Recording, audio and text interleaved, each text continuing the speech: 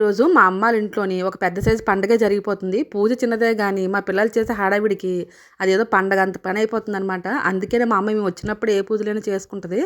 మేము లేనప్పుడు మాత్రం ఏం చేసుకోదనమాట. సింపుల్‌గా చేసేసుకుంటది. ఎందుకంటే పిల్లలు, మేము అందరం ఉంటే పండగలా అంతా బావుంటది కదా! అని ఫీల్ అవుతదనమాట. ఇగోండి ఇప్పుడు వైశాఖ మాసం కదా! సూర్యభగవాన్ మూర్తికి ఇలా కొబ్బరి బొండం, అరటిపళ్ళు, మామిడి పళ్ళు, మొలకలు అన్నీ ఇసురుతున్నామనమాట. ఇలా ఇసిరి దండం పెట్టుకుంటే హెల్త్ చాలా బావుంటదంట. సో, అందుకనే నాతోని, మా అన్నయ్యతో, పిల్లలతో అందరితోని ఎగిరించుతుంది. ఇవన్నీ గూడా ఎదురుగా పిల్లలు నిల్చొని పట్టుకుంటున్నారనమాట మేము విసిరినవి. ఈ పూజ అయ్యిందో లేదో మళ్ళీ వెంటనే ఇంకో పూజ స్టార్ట్ చేపించిందనమాట మా అమ్మ. ఇగోండి మా వీధిలో ఉన్న అమ్మవారికి ఇంకా పండగ చేస్తున్నారు.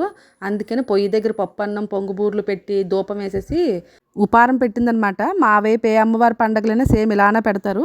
ఇంక ఇంట్లో పూజలు అయిపోయిన తర్వాత గుడికి ఇలా బయలుదేరి వచ్చామన్నమాట. మరిడమ్మ తల్లి గుడిది. మరిడమ్మ తల్లి పండగ అవుతుంది. ఇగోండి అమ్మవారికి పసుపు, కుంకుమ అన్నీ చూపించి దండం పెట్టుకుని ఇంటికి వచ్చారు. 12 అయ్యింది టైము.